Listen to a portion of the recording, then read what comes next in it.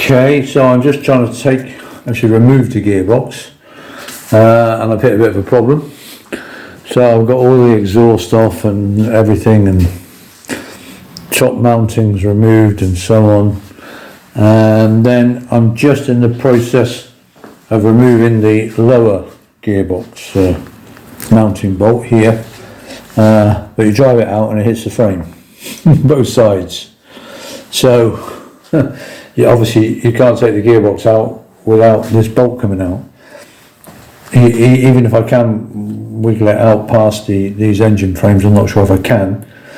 But whatever the case, I've got to move the engine. So this is what I'm going to do. I'm going to take this bolt out so that hopefully I can just raise the engine frames a bit, just enough to get the bolt above the actual frame itself. But I'm a bit worried because this bolt, of course, holds the whole frame right together.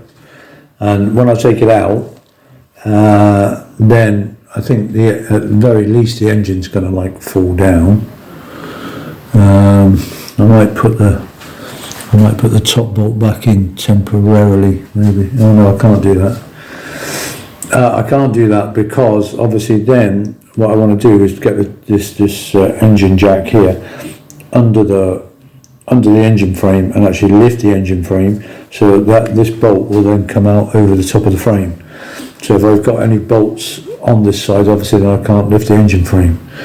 Oh, it's all a bit of a... but I've got to take this bolt out, even if I want to remove the engine frame plates. Obviously, the plates are in the middle of this bolt, so that bolt's got to come out, whatever. So I'm just a little bit anxious as to what will happen when I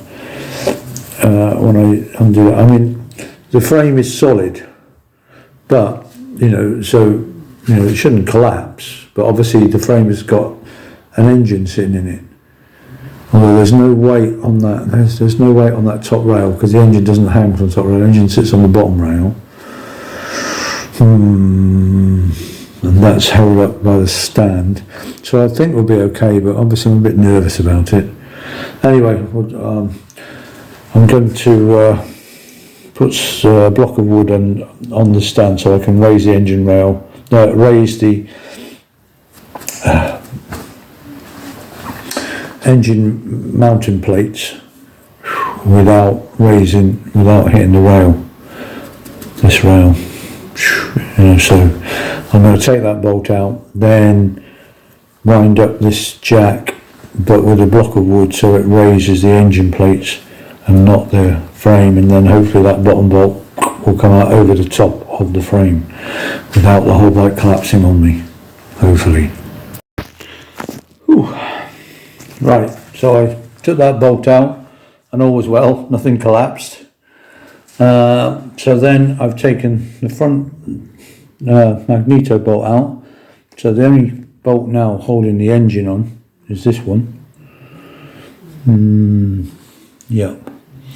So that's enabled me just to tilt the engine forwards using this engine hoist, engine jack, and so I've lifted the engine frames, and so now that bolt will easily clear, I think, the frame, so I can now actually drive the gearbox bolt out with any luck, and then maybe I can get the gearbox out.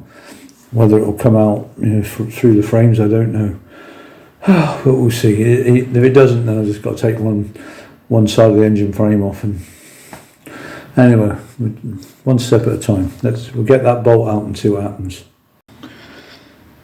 Okay, managed to get the bottom gearbox bolt out, fine. But, there's absolutely no way the gearbox is going to come out, no matter which way you turn it, for the bottom mount and the top mount to come out past the engine plates.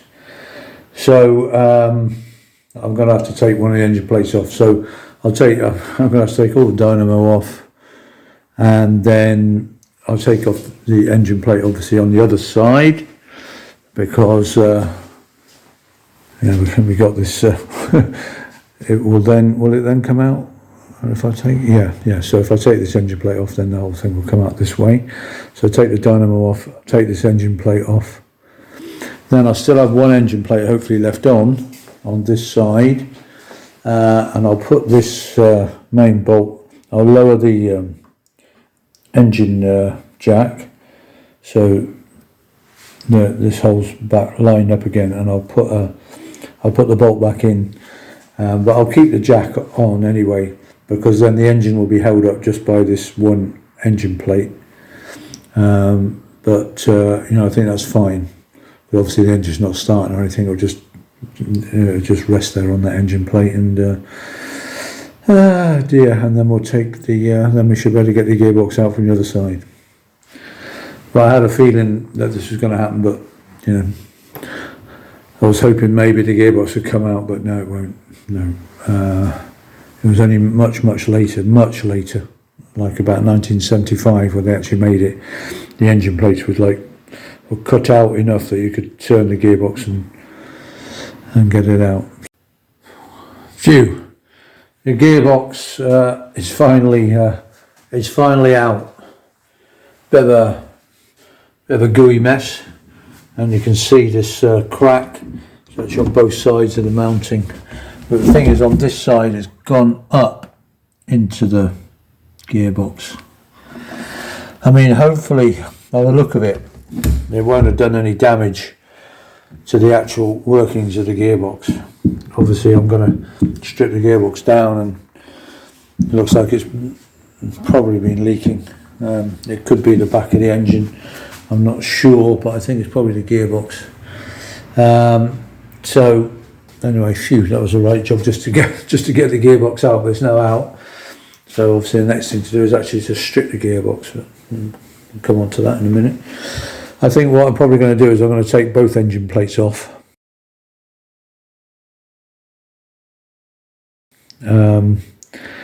And might as well while it's there, and then I can get everything painted up and how I want it. You know, since I've gone this far getting it all down, I might as well get things painted up and plated and whatever, you know, as I wish. Since it's already kind of done.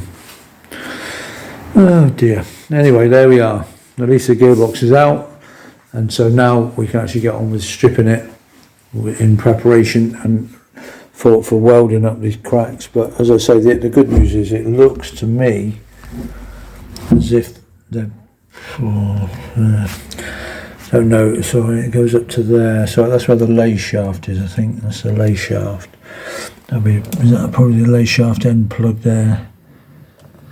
So I'm hoping that it won't have affected. I mean, the gears still change and select, so I'm hoping. Oh dear, I've got oil pouring out.